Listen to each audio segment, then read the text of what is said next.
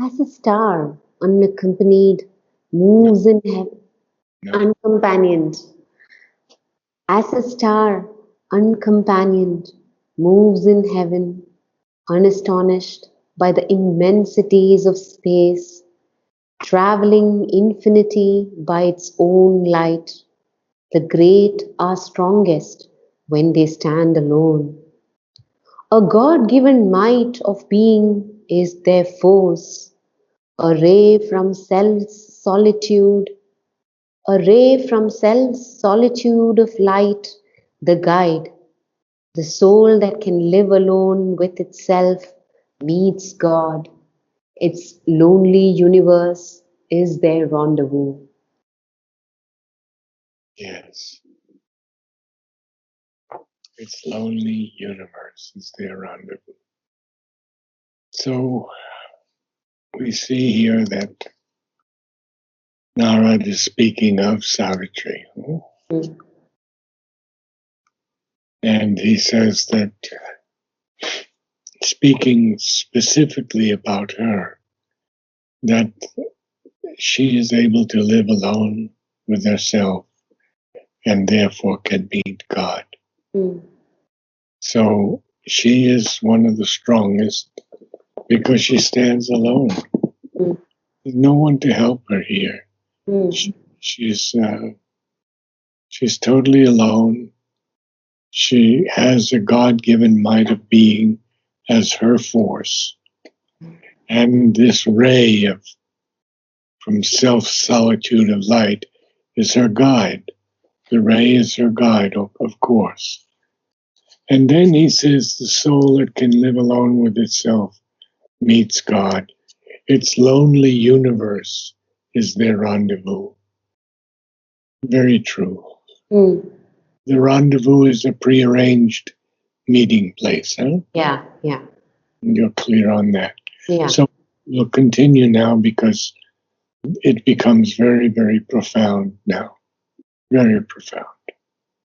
A day may come when she must stand unhelped on a dangerous brink of world's doom and hers, carrying the world's future on her lonely breast, carrying the human hope in a heart left soul, to conquer or fail on a last desperate verge, alone with death and close to extinction's edge. Very good reading. Very good. So he's telling the queen that a day may come when she must stand alone, unhelped. And she will be standing on this dangerous brink, this edge of a steep slope, Mm. the extreme edge of the world's doom and hers, Mm. carrying the world's future on her lonely breast, carrying the human hope in a heart left sole to conquer or fail on a last desperate verge, alone with death and close to extinction's edge. Well, this is where Mother arrived when, in those last days of her presence in a physical body on earth, she was battling against all of this. She was close to death. Mm. She was not close to extinction's edge, but this is what Narad is telling the queen. Mm. And he says that Mother had to carry a human hope in a heart that could conquer or fail on a last desperate verge. And Mother said this could happen, but she didn't fail. She had brought the supermental force down in 1956. And so, what is it, 17 years from that? She worked on the transformation of these cells of the body. Mm. So, we are seeing now that Narad is only telling the queen about what Savitri has to do. There is much more to come in the future because she has to bear the death of Satyavana and she has to face death in so many ways. Mm. And we will go hundreds of lines further in that. Mm. So let's allow Narad to continue now. Her single greatness in that last dire scene must cross alone a perilous bridge in time and reach an apex of world destiny where all is won or all is lost for man. Uh, the word is perilous, perilous, Perilous, not perilous, but perilous. perilous, Good. perilous. Perilous, yes. Perilous is, of course, filled with danger. Mm.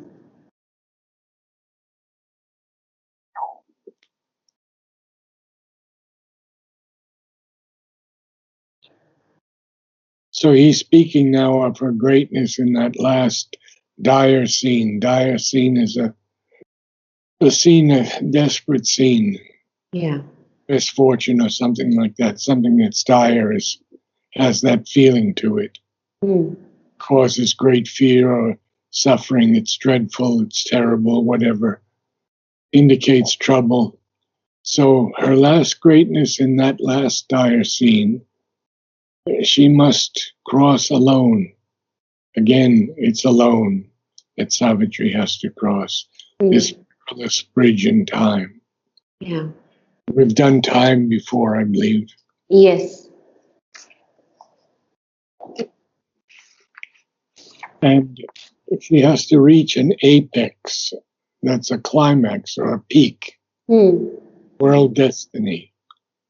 And on this peak, all is won or all is lost for man. She has to reach that peak, and she's going to reach it. Mm. And he will continue now. In that tremendous silence, lone and lost, of a deciding hour in the world's fate, in her soul's climbing beyond mortal time, when she stands soul with death or soul with God, apart upon a silent, desperate brink, alone with herself and destiny, alone with herself and death and destiny, as on some verge between time and timelessness, when being must end or life rebuild its base, alone she must conquer or alone must fall. Just give me a moment now.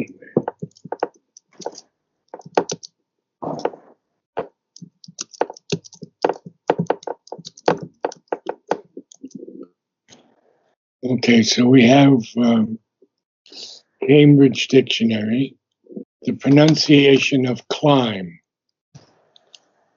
Climb, Climb. climb, Yeah, actually, you have corrected this before for me also. Climbing. So, in her soul's climbing beyond mortal time. You don't pronounce the B. B. Yeah. Okay. It's that simple. I'll Actually. practice that. Yeah. Okay. So now Narad is being very, very open to the king and queen. He is saying that she will be a part in her soul's climbing beyond even mortal time when she's going to stand alone with death or with God. Mm. Apart upon this silent, desperate brink, alone with herself and death and destiny, Mm. on some verge between time and timelessness. Again, verge is an extreme edge or a border. what's going to happen? Well, their being must end, or life rebuild its base. So alone she has to conquer, or she has to fall alone. Hmm. And some people thought that perhaps Mother did not succeed. But here he's very clear. Hmm. Life rebuild its base. And that's what Mother did, because she's going to come back with Sri Aurobindo in the supramental form. Hmm. And the supramental is well established on earth through both of them, through Sri Aurobindo giving his body and then Mother giving her body. Hmm.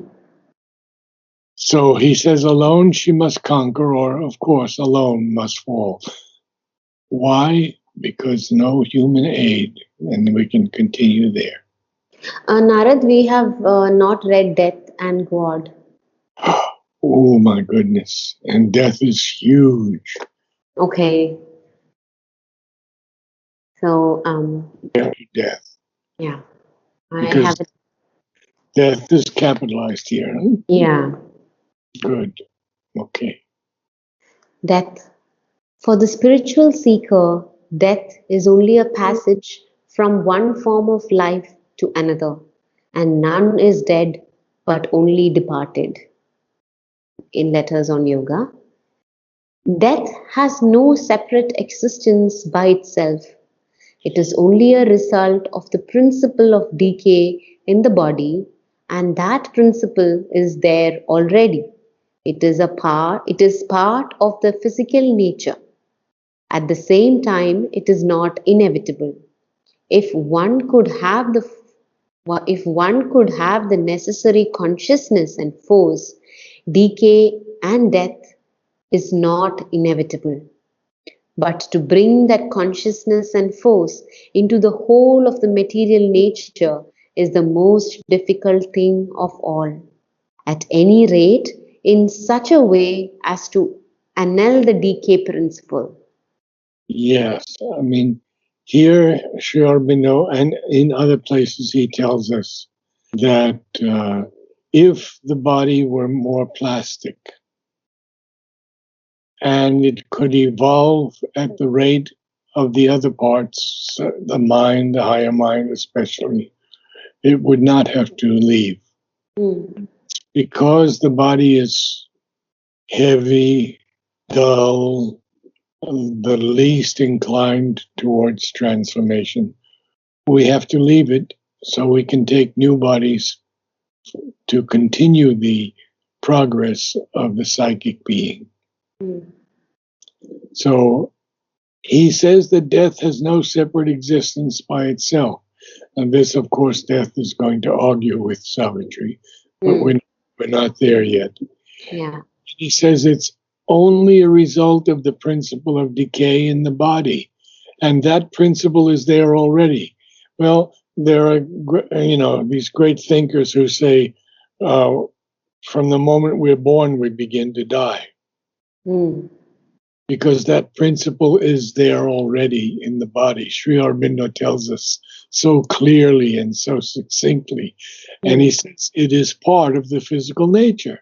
mm.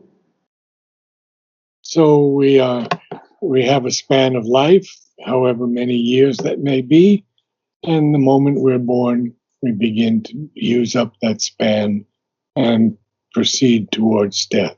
Yeah, and by saying that it is not inevitable, he's saying like uh, when the consciousness on earth reach supramental, then it is possible that this is not in the matter anymore. Is it in that direction? Is he leading it in that direction? Actually, it's possible at any time. Okay. And they say that great yogis in the Himalayas, especially, had the ability to live Yeah, forever if yeah, decided. yeah. So that was, but what Sri Aurobindo and Mother have done is they have brought it to all humanity and to the earth. Yeah. And Not, also, they didn't live in seclusion of Himalayas. They were really like interacting with the world and carrying on so much of the disciples and the world. yes, interacting, Yeah, not interacting. interacting. Okay. Good, exactly. So we carry on, huh? Death is there because the being in the body is not yet developed enough to go on growing in the same body without the need of change, and the body itself is not sufficiently conscious. If the mind and vital and the body itself were more conscious and plastic, death would not be necessary. You know, he says it perfectly Yeah. right there. Be thyself immortal, and put not thy faith in death, for death is not of thyself, but of thy body. For the spirit is immortality. Death is the question nature. Death is the question nature puts continually to life, and her reminder to the and her reminder to it that it has not yet found itself. If there were no siege of death, the creature would be bound forever in the form of an imperfect living. Pursued by death, he awakes to the idea of perfect life and seeks out its means and possibility. And And its possibility. so you can see very clearly then that how would we like to be the same 100 years from now, 200 years from now? It would be like a coffin Mm. because if there's no progress, we're all looking for progress, or at least some of us. Yeah. And to make that progress, sometimes there has to be death. Mm. If there were no death, he says the creature would be bound forever Yeah. in the form of an imperfect living. Yeah. So when we're pursued by death, we wake to the idea of perfect life. Mm. We try to seek out its means, Mm. its possibility. Yeah. So we are looking for a perfect life, Mm. aspiring towards perfection. There's no question about that. Mm. But if the body cannot go with us so quickly, we have to give it up and take a new one. There we are.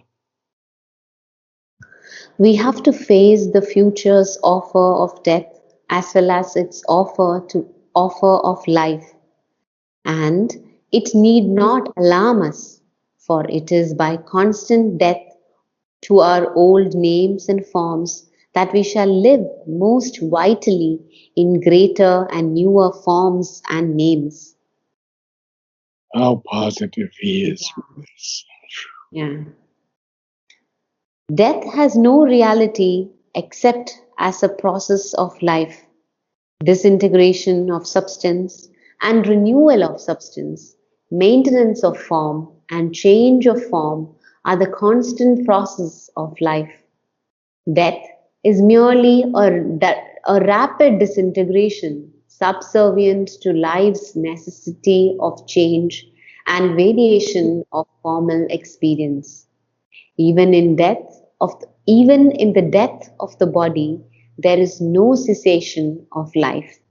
Only the material of one form of life is broken up to serve as material for other forms of life.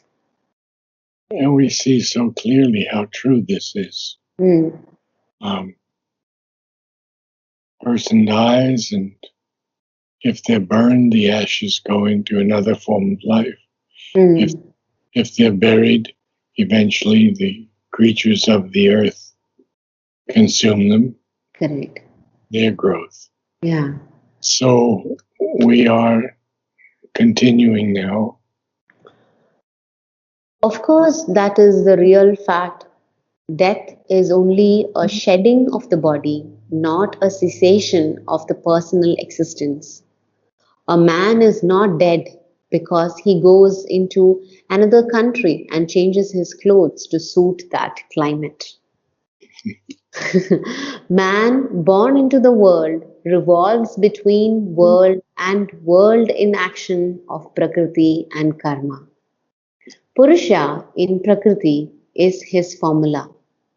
What the soul in him thinks, contemplates, and acts, that always he becomes.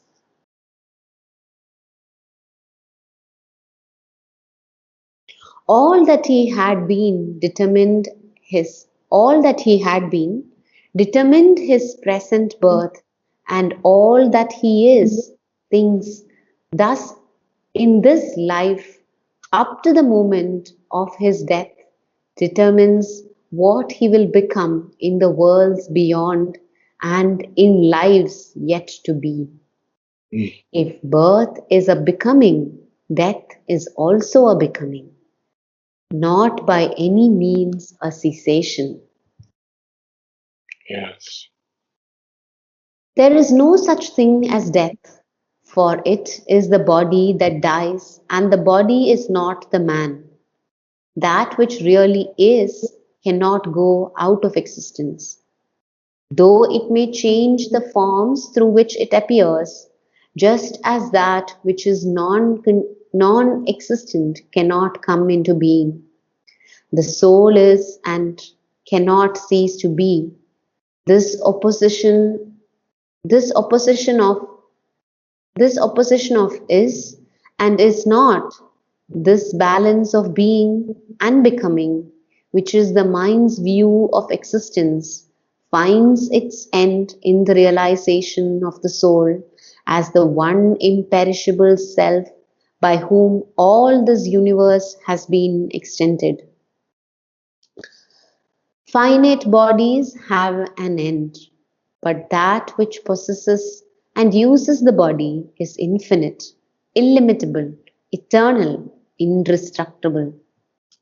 It casts old, it casts away old and takes up new bodies as a man changes worn out raiment for new. And what is there in this to grieve at and recoil and shrink?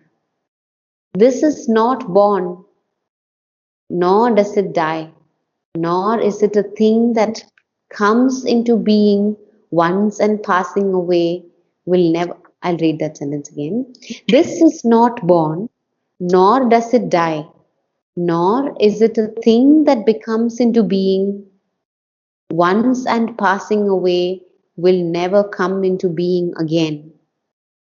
It is unborn, ancient, sempiternal. It is not slain with the slaying of the body. Who can slay the immortal spirit? Weapons cannot cleave it, nor the fire burn, nor do the waters drench it, nor the wind dry. Eternally stable, immobile, all pervading, it is forever and forever. Not manifested like the body, but greater than all manifestation, not to be analyzed by the thought,